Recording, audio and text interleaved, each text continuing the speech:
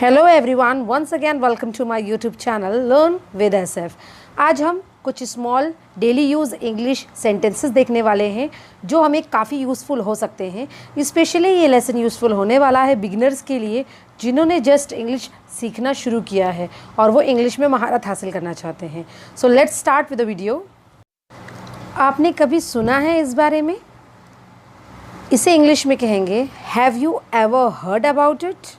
Have you ever heard about it यानी क्या कभी आपने इस बारे में सुना है? हम कई बार बोलते हैं लोगों से कॉन्वर्सेशन करते वक्त, आपने कभी इस बारे में सुना है क्या? तो इंग्लिश में हमें कैसे कहेंगे? हम कहेंगे have you ever heard about it. जाने दो, हम कई बार बात को ना बढ़ाते हुए क्या कहते हैं? अरे जाने दो, छोड़ो ये सब बातें। तो इंग्लिश में कहेंगे let it be. Let it be, let it be. Next है, अगर हमें कहना है वो मुझसे बहुत नाराज़ है, वो मुझसे बहुत नाराज़ है, तो इंग्लिश में कहेंगे he is furious with me. He is furious with me. इसके अलावा हम ऐसा भी कह सकते हैं he is angry with me. Furious और एंग्री दोनों का मतलब होता है गुस्सा या फिर नाराज़ होना। तो अगर हम कह रहे हैं वो मुझसे बहुत नाराज़ है तो इंग्लिश में कहेंगे he is furious with me. कई बार कॉन्वर्सेशन करते वक्त हम दूसरे से क्वेश्चन करते हैं कि क्या आप कभी आगरा गए हो? क्या आप कभी आगरा गए हो?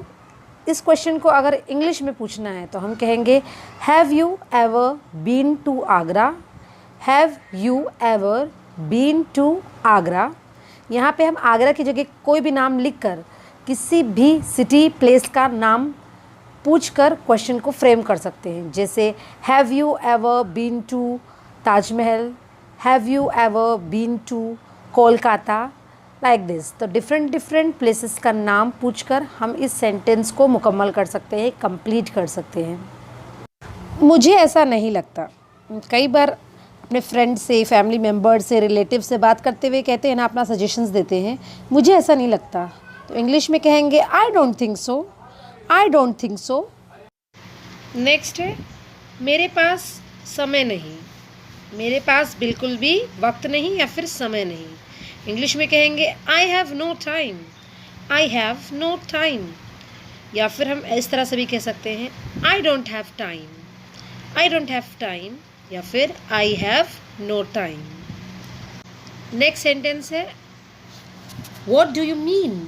व्हाट डू यू मीन यानी कि आपका क्या मतलब है या आप क्या कहना चाहते हैं। हम कई बार कॉन्वर्सेशन करते वक्त पूछते हैं सामने वाले से कि आप क्या कहना चाहते हैं, आपके कहने का मतलब क्या है। तो इंग्लिश में कहेंगे what do you mean. What do you mean. या फिर हम कभी कहते हैं मैंने तो कभी नहीं सुना। मैंने तो कभी इस बारे में नहीं सुना। तो इंग्लिश में कहेंगे I never heard about it. I never heard about it यानी कि मैंने कभी इस बारे में नहीं सुना। हम कई बार बातें करते वक्त दूसरी बातों में खो जाते हैं या कहीं और हमारा ट्रैक चेंज होता है बात करने का। तो हम अपने फ्रेंड से या जिससे भी हम कॉन्वर्सेशन कर रहे हैं तो हम पूछते हैं ना, अरे हम कहाँ थे, हम क्या बात कर रहे थे। तो इंग्लिश में कहेंगे where were we. Where were we. Where were we यानी हम कहाँ थे, मतलब हम क्या बात कर रहे थे। ये रहा, ये लीजिए। कोई हमसे कोई चीज़ मांग रहा है। फॉर एग्ज़ाम्पल किसी ने हमसे पूछा can I get a glass of water please. क्या मुझे एक गिलास पानी मिल सकता है? तो हम क्या कहेंगे ये रहा, ये लीजिए, उसे गिलास थमाते हुए।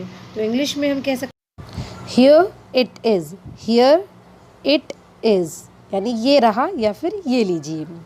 हमें किसी से पूछना है कि आज कौन सा दिन है। आज कौन सा दिन है? तो इंग्लिश में हम पूछेंगे इसे कहेंगे what's the day today. What's the day today. और अगर कोई हमसे पूछ रहा है कि आज कौन सा दिन है और हमें आंसर करना है तो हम कहेंगे इट्स संडे टुडे। या फिर इट्स जो भी डे हो वो आप कहेंगे, जैसे वेंसडे है तो आप कहेंगे इट्स वेंसडे टुडे। इट्स का फुल फॉर्म है, ये कॉन्ट्रैक्शन है, इसका फुल फॉर्म है इट इज़ संडे टुडे। कई बार लोगों की गलती को टोकते हुए हम कहते हैं ना, आप गलती कर रहे हैं, आप गलती कर रहे हैं। तो इंग्लिश में कहेंगे you are mistaken. You are mistaken. Mistake यानी कि गलती, मिस्टेकन मतलब गलती करना। सो यू आर मिस्टेकन यानी आप गलती कर रहे हैं। फिर कोई मेहमान हमारे घर आ जाए तो हम कहते हैं प्लीज़ आराम से बैठिए, कंफर्टेबल होके बैठिए। तो इंग्लिश में हमें ऐसे कहना है please make your self comfortable, please make your self comfortable. अब यहाँ पे कंफर्टेबल जो ये वर्ड है, इसे कई Indian, Pakistani, specially Asian countries के लोग इसका प्रोनाउंसिएशन करते हैं कंफर्टेबल। ये कंफर्टेबल नहीं है, इसका प्रोनाउंसिएशन है कंफर्टेबल, कंफर्टेबल। जिस तरह से वेजिटेबल को लोग वेजिटेबल प्रोनाउंस करते हैं, जो बिल्कुल इनकरेक्ट है, बिल्कुल भी सही नहीं है, उसका प्रोनाउंसिएशन वेजिटेबल होता है, vegetable. It's not vegetable. The same way comfortable, it's not comfortable. So I hope so कि आज आपने करेक्ट प्रोनाउंसिएशन सीखा इस वर्ड का। अपनी मम्मी से या फिर अपने घर के किसी फैमिली मेम्बर से हम कई बार पूछते हैं अरे नाश्ते में क्या है, नाश्ते में क्या है, तो आपसे इंग्लिश में पूछना शुरू करिए what's for the breakfast, what's for the breakfast. It's not breakfast, it's breakfast. What's for breakfast. आप इंग्लिश स्पीकिंग करना शुरू करिए, घर से ही आपको शुरू करना है, बिल्कुल भी हेजिटेट नहीं करना है, बिल्कुल भी हिचकिचाना नहीं है कि what the other person will think about you, लोग क्या सोचेंगे आपके बारे में। जब आप बोलना शुरू करेंगे तो खुद ब खुद you will build a confidence. हमारा नेक्स्ट सेंटेंस है जैसे आपकी मर्ज़ी। हम कई बार सजेशंस देते हैं लोगों को और सामने वाला हमारा सजेशन नहीं सुनना चाहता, वो अपनी मर्ज़ी चलाना चाहता है, तो हम कहेंगे जैसे आपकी मर्ज़ी। तो इंग्लिश में आप कह सकते हैं as you wish, as you wish, या फिर एज़ यू प्लीज़, या फिर as you like. Wish, please, like, इन तीनों वर्ड्स में से हम किसी भी वर्ड का यूज़ कर सकते हैं अपने सेंटेंस को बनाने के लिए। जैसे एज़ यू विश, जैसे आपकी मर्ज़ी, एज़ यू प्लीज़ यानी जैसे आपकी मर्ज़ी, एज़ यू लाइक। मगर यहाँ पे विश का यूज़ ज़्यादा किया जाता है, तो अगर आपको कहना है कि जैसे आपकी मर्ज़ी तो आप कह सकते हैं एज़ यू विश। नेक्स्ट, मुझे सोचना पड़ेगा, मुझे सोचना पड़ेगा। तो इंग्लिश में इसे कहेंगे I will have to think, I will have to think. I will का कॉन्ट्रैक्शन फॉर्म आइल, यानी इसको शॉर्ट फॉर्म जो यूज़ किया जाता है वो कहता है I'll, I will have to think. Many times we face problems in our lifes. हम अपनी ज़िंदगियों में प्रॉब्लम फेस करते हुए हम कई बार कहते हैं ना क्या मुसीबत है यार, क्या मुसीबत है। तो इंग्लिश में कहेंगे what a bother, what a bother. या फिर हम कह सकते हैं what the heck, HECK, hack. तो अगर कहना है क्या मुसीबत है तो इंग्लिश में कहेंगे what a bother, what the heck. ऐसा कुछ नहीं है, अगर हमें ऐसा कहना है कि ऐसी कोई बात नहीं है या फिर ऐसा कुछ नहीं है, तो इंग्लिश में कहेंगे it's not like that, it's not like that, it is not like that. कई बार हम लोगों को कॉफ़ी या चाय ऑफ़र करने के लिए करते हैं, या फिर कहते हैं क्या आप कॉफ़ी या चाय लेना पसंद करेंगे। तो इंग्लिश में कहेंगे would you like some coffee or tea, would you like some coffee or tea, मतलब क्या आप कुछ कॉफ़ी या टी लेंगे। रास्ता चलते वक्त अगर कोई हमारे रास्ते में खड़ा है, हमें उसे कहना आप प्लीज़ थोड़ा साइड हो सकते हैं। तो इंग्लिश में कहेंगे please move aside, please move aside. या फिर आप ये भी कह सकते हैं please get aside, please get aside, यानी कि ज़रा साइड हो जाओ। बहुत दिनों के बाद अगर कोई फ्रेंड आपको मिल रहा है, आप उससे कॉन्वर्सेशन शुरू कर रहे हैं, तो आप उससे किस तरह से स्टार्ट कर सकते हैं। आप कह सकते हैं हाय राकेश, लॉन्ग टाइम नो सी, मतलब बहुत दिन हो गया मिले हुए, दिखे नहीं तुम बहुत दिनों से। इंग्लिश में कहना है लॉन्ग टाइम नो सी, लॉन्ग टाइम नो सी। इंग्लिश में अगर आपको कहना है कि इसे अंदर ले आओ, इसे अंदर ले आओ, कोई पर्सन को अंदर ले आओ, लड़का हो सकता है, लड़की हो सकती है, तो इंग्लिश में कहेंगे हम bring him in, bring him in, मतलब उसे अंदर ले आओ।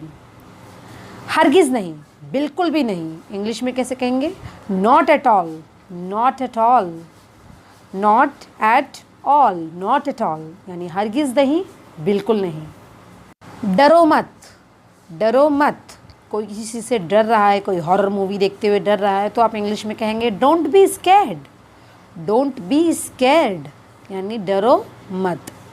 मैं बहुत थक गया हूँ, मैं बहुत थक गया हूँ या मैं बहुत थक गई हूँ, इंग्लिश में कहेंगे I am exhausted, I am exhausted. या फिर आप आई एम टायर्ड भी कह सकते हैं, मगर आप अगर अच्छी इंग्लिश बोलना चाहते हैं तो आप टायर्ड की जगह आई एम एग्जॉस्टेड भी कह सकते हैं। बहाने मत बनाओ, बहाना मत बनाओ, इंग्लिश में कहेंगे don't make excuses. Don't make excuses, excuses यानी बहाने, तो डोंट मेक एक्सक्यूजेस यानी बहाने मत बनाओ। मुझे घर छोड़ दो, आप अपने किसी फ्रेंड से कह रहे हैं, किसी फैमिली मेम्बर या रिलेटिव से कह रहे हैं अरे मुझे घर छोड़ दो, तो इंग्लिश में कहेंगे drop me home. Drop me home. कल मिलते हैं, किसी से हम बाय कह रहे हैं और कल मिलने का वादा कर रहे हैं, तो हम इंग्लिश में कहेंगे see you tomorrow. See you tomorrow यानी कल मिलते हैं। किसी से हाल चाल पूछ रहे हैं, बोल रहे हैं क्या चल रहा है, यह सब कैसा चल रहा है, तो इंग्लिश में कहेंगे what's going on. What's going on. मुझसे पंगा मत लो। मुझसे पंगा मत लो, इंग्लिश में कहेंगे don't mess with me. Don't mess with me. मुझ पर ही एहसान करना कि मुझ पर कोई एहसान ना करना। इस सेंटेंस को इंग्लिश में कहना है और इम्प्रेस करना है किसी को, तो आप कहेंगे do me a favour that don't do any favour. Do me a favour, मुझ पर एक एहसान करना, that don't do me a favour, कि मुझ पर कोई एहसान ना करना। क्या आपको ये सेंटेंस बहुत ही फ़नी नहीं लगता या समझ में नहीं आता, कन्फ्यूजन होती है एहसान करना या नहीं करना?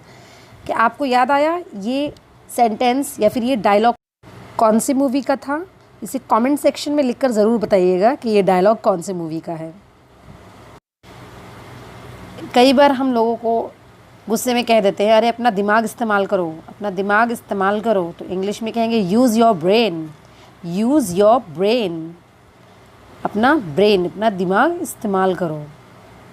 अगर किसी को कहना है कि दिखावा मत करो, यानी अंदर से कुछ और बाहर से कुछ और मत रहो, दिखावे की दुनिया है ये, आप दिखावा मत करो, तो इंग्लिश में कहेंगे डोंट प्रिटेंड। डोंट प्रिटेंड यानी दिखावा मत करो। मुझे देर हो रही है। मुझे देर हो रही है, इंग्लिश में कहेंगे I am getting late. I am getting late.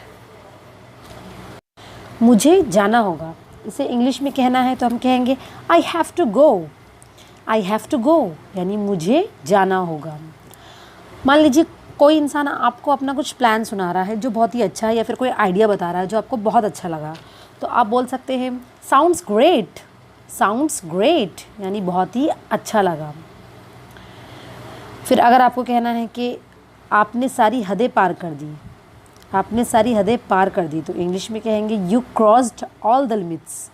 You crossed all the limits.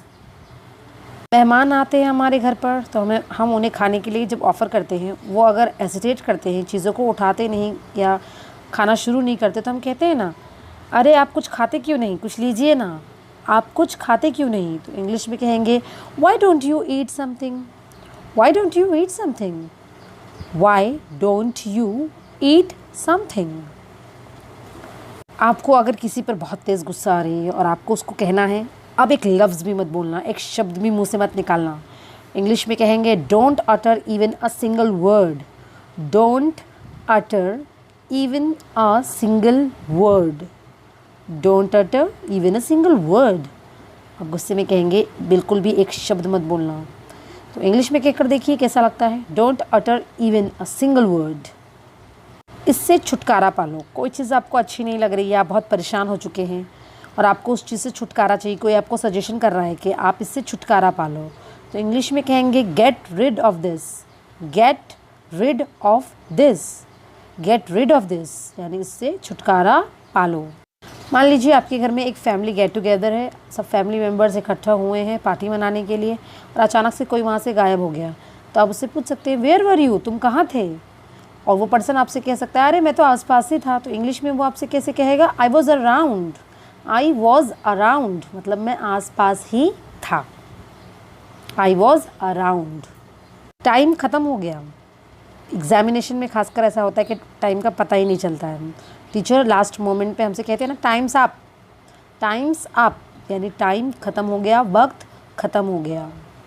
Time is up, इसको कॉन्वर्सेशन में यूज़ करते वक्त हम कहते हैं टाइम्स अप। Times up. आपको किसी से कुछ कहना है या आप सामने वाले से कहना चाहते हैं कि मुझे बताओ क्या हुआ, तो आप इंग्लिश में कहेंगे tell me what happened. Tell me what happened, tell me यानी मुझे बताओ क्या हुआ, टेल मी व्हाट हैपेंड। अगर आज का ये वीडियो आपको यूज़फुल लगा हो या आपने कुछ भी सीखा हो, 1% भी कुछ सीखा हो, तो प्लीज़ इसे लाइक करिए, फैमिली और फ्रेंड्स के साथ शेयर करिए, सब्सक्राइब करिए अगर आप नए हैं, और हाँ, जो बेल आइकन है उसे प्रेस कर दीजिएगा, ऑल पे प्रेस कर दीजिएगा, ताकि आगे आने वाली वीडियोस की नोटिफिकेशन आपको वक्त पर मिल जाए। Thanks for watching everyone.